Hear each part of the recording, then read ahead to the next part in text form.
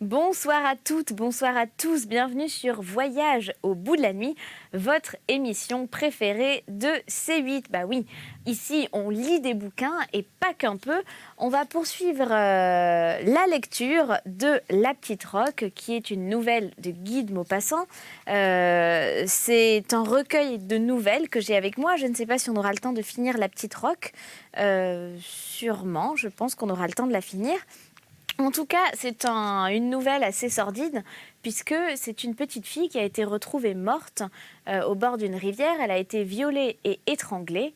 Et oui, c'est pas très joyeux. Et l'histoire nous plonge au cœur de cette enquête. Les mois ont passé, on ne retrouve pas le criminel, mais c'est une histoire qui a ému tout le pays. Et on continue pourtant à le chercher activement, mais pour l'instant, pas de traces du criminel. C'est tout ce que je peux vous dire. On va bien entendu continuer la lecture. Si vous avez manqué les premières émissions, eh bien, vous le savez, vous pouvez toujours les revoir sur le site internet grâce au replay. Pour ça, c'est facile, site internet de C8, replay Voyage au bout de la nuit. Alors, je sais qu'ils ne sont pas là tous en même temps, au même moment, mais en faisant des recherches approfondies, vous pouvez les trouver. Et ce que vous pouvez faire aussi, c'est les partager. Et oui, c'est partager les lectures si vous les aimez.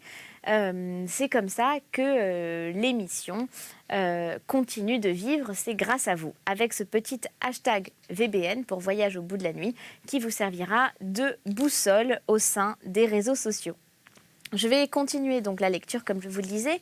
Je suis maintenant à peu près aux 2/3, on va dire, de la nouvelle. Mais encore une fois, pas de panique. Si vous venez juste d'arriver ou que vous nous rejoignez, eh bien, vous allez suivre, j'en suis certaine. Allez, très bon voyage à vous, très bonne lecture sur C8.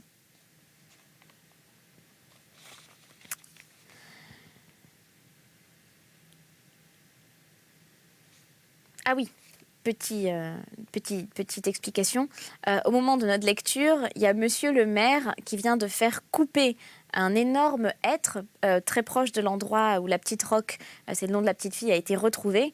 Et il vient d'avoir un comportement assez étrange. Et les gens, à ce moment-là, viennent le voir en lui demandant un peu qu'est-ce qui s'est passé dans sa tête. Voilà.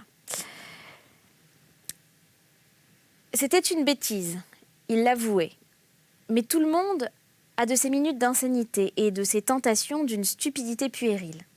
Il s'expliquait lentement, cherchant ses mots, la voix sourde, puis il s'en alla en disant « À demain, mes amis, à demain ». Dès qu'il fut rentré dans sa chambre, il s'assit devant sa table, que sa lampe, coiffée d'un abat-jour, éclairait vivement. Et prenant son front entre ses mains, il se mit à pleurer. Il pleura longtemps, puis s'essuya les yeux, releva la tête et regarda sa pendule. Il n'était pas encore 6 heures. Il pensa. J'ai le temps avant de dîner. Et il alla fermer sa porte à clé. Il revint alors s'asseoir devant sa table. Il fit sortir le tiroir du milieu, prit dedans un revolver et le posa sur ses papiers, en pleine clarté. L'acier de l'arme luisait, jetait des reflets pareils à des flammes.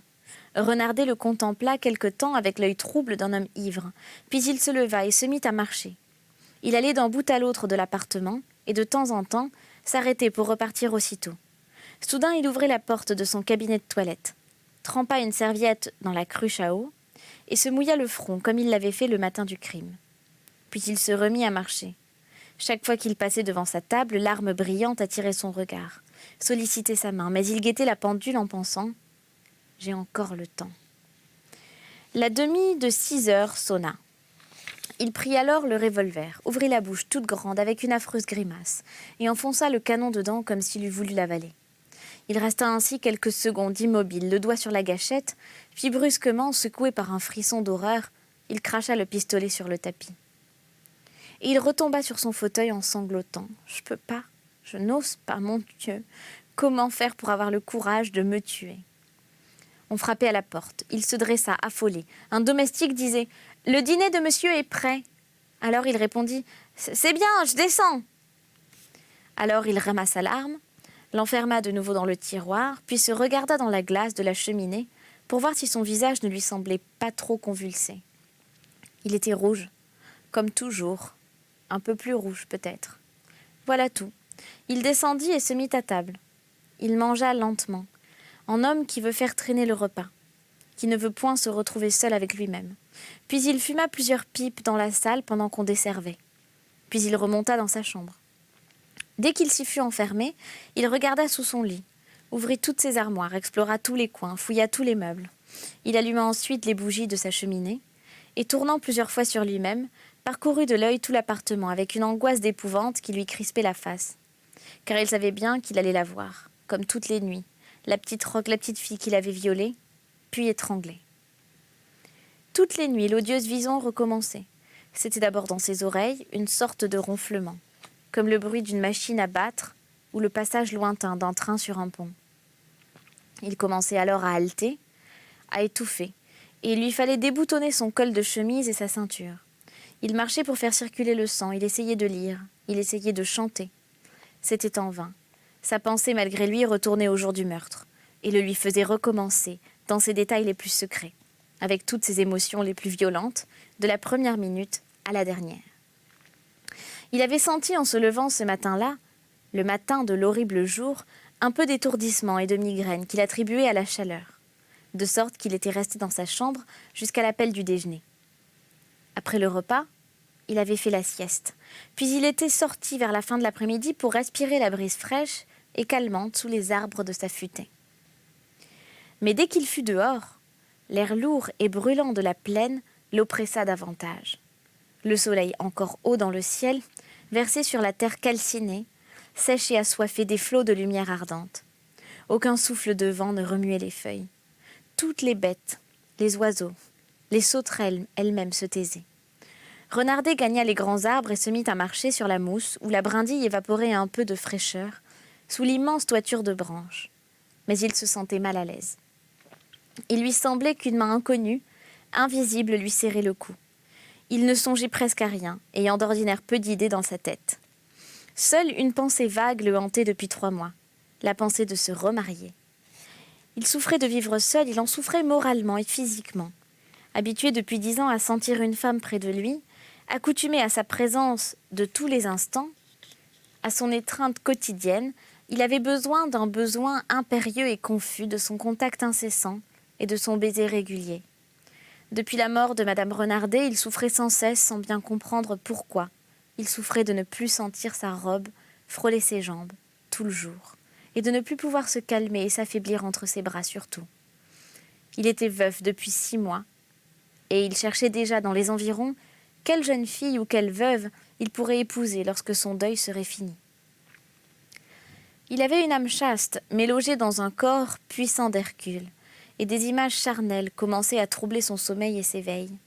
Il les chassait, elles revenaient. Il murmurait par moments en souriant de lui-même « Me voici comme saint Antoine ». Ayant eu ce matin-là plusieurs de ces visions obsédantes, le désir lui vint tout à coup de se baigner dans la brindille pour se rafraîchir et apaiser l'ardeur de son sang. Il connaissait un peu plus loin un endroit large et profond où les gens du pays venaient se tremper quelquefois en été. Il y alla. Des saules épais cachaient ce bassin clair où le courant se reposait, sommeillait un peu avant de repartir. Renardet, en approchant, crut entendre un léger bruit, un faible clapotement qui n'était point celui du ruisseau sur les berges. Il écarta doucement les feuilles et regarda. Une fillette, toute nue, toute blanche, à travers l'onde transparente, battait l'eau des 2 mains, en dansant un peu dedans et tournant sur elle-même avec des gestes gentils. Ce n'était plus une enfant, ce n'était pas encore une femme. Elle était grasse et formée tout en gardant un air de gamine précoce, poussée vite, presque mûre. Il ne bougeait plus, perclus de surprise, d'angoisse, le souffle coupé par une émotion bizarre et poignante. Il demeurait là, le cœur battant, comme si un de ses rêves sensuels venait de se réaliser.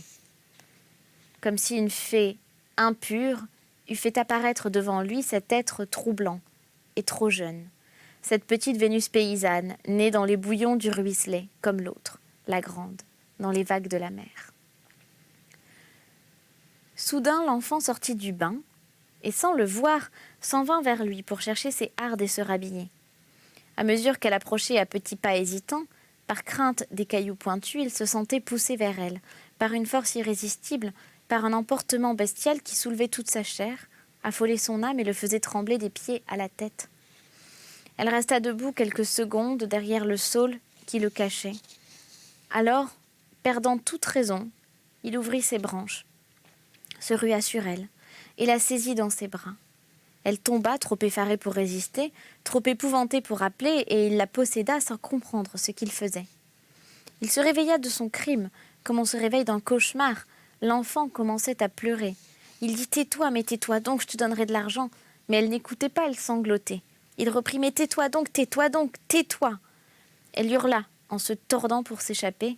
Il comprit brusquement qu'il était perdu, et il la saisit par le cou pour arrêter dans sa bouche ses clameurs déchirantes et terribles. Comme elle continuait à se débattre avec la force exaspérée d'un être qui veut fuir la mort, il ferma ses mains de colosse sur la petite gorge gonflée de cris, et il l'eut étranglée en quelques instants, tant il serrait furieusement, sans qu'il songeât à la tuer, mais seulement pour la faire taire. Puis il se dressa, éperdu d'horreur. Elle gisait devant lui, sanglante et la face noire. Il allait se sauver quand surgit, dans son âme bouleversée, l'instinct mystérieux et confus qui guide tous les êtres en danger. Il faillit jeter le corps à l'eau, mais une autre impulsion le poussa vers les hardes dont il fit un mince paquet.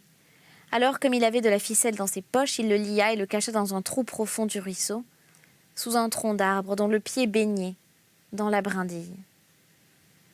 Puis il s'en alla, à grands pas, gagna les prairies, fit un immense détour pour se montrer à des paysans qui habitaient fort loin de là, de l'autre côté du pays, et il rentra pour dîner à l'heure d'ordinaire, en racontant à ses domestiques tout le parcours de sa promenade. Il dormit pourtant cette nuit-là. Il dormit d'un épais sommeil de brute, comme doivent dormir quelquefois les condamnés à mort. Il n'ouvrit les yeux qu'aux premières lueurs du jour, et il attendit, torturé par la peur du forfait découvert, l'heure ordinaire de son réveil. Puis il dut assister à toutes les constatations. Il le fit à la façon des somnambules, dans une hallucination qui lui montrait les choses et les hommes à travers une sorte de songe, dans un nuage d'ivresse, dans ce doute d'irréalité qui trouble l'esprit aux heures des grandes catastrophes. Seul le cri déchirant de la roque lui traversa le cœur. À ce moment, il faillit se jeter aux genoux de la vieille femme en criant « C'est moi !» Mais il se contint. Il alla pourtant durant la nuit repêcher les sabots de la morte et les porter sur le seuil de sa mère. Tant que dura l'enquête, tant qu'il dut guider et égarer la justice, il fut calme, maître de lui, rusé et souriant. Il discutait paisiblement avec les magistrats.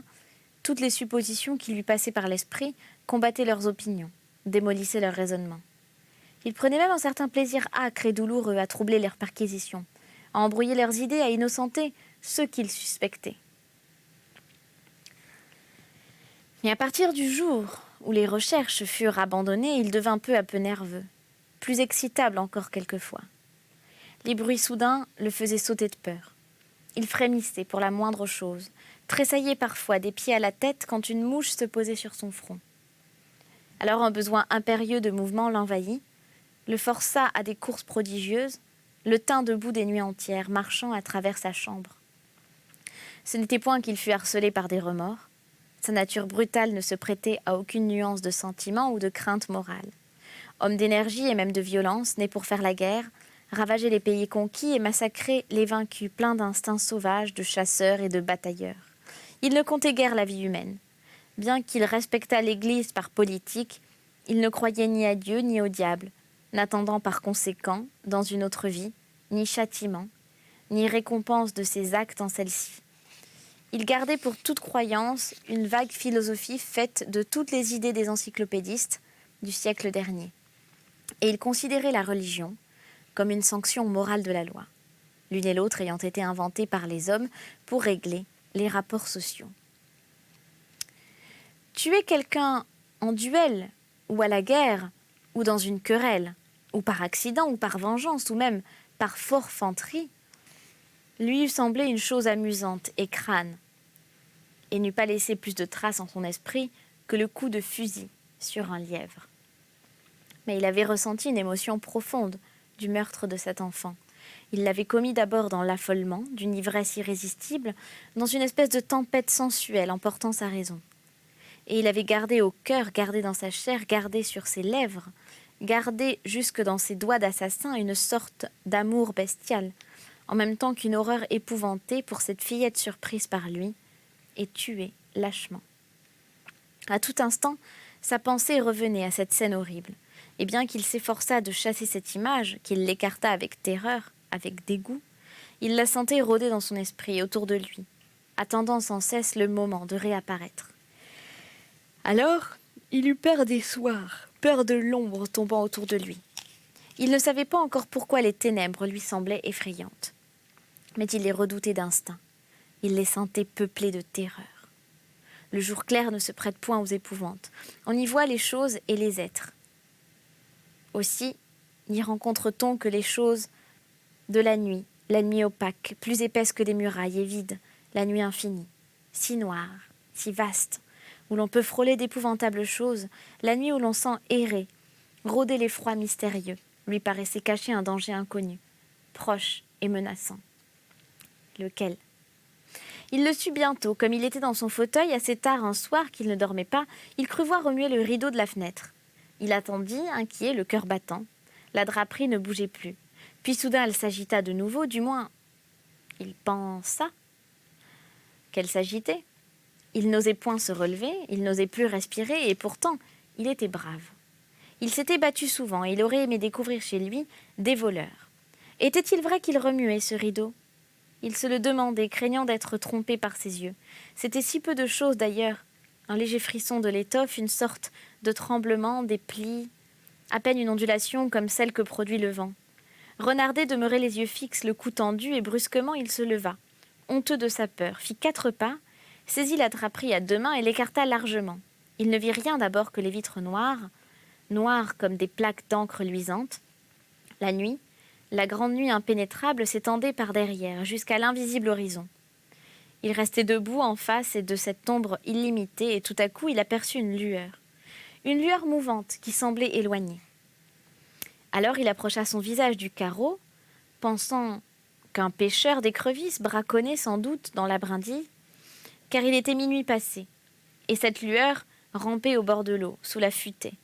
Comme il ne distinguait pas encore, Renardet enferma ses yeux entre ses mains, et brusquement cette lueur devint une clarté, et il aperçut la petite roque nue et sanglante sur la mousse. Il recula, crispé d'horreur, heurta son siège et tomba sur le dos. Il y resta quelques minutes, l'âme en détresse, puis il s'assit et se mit à réfléchir.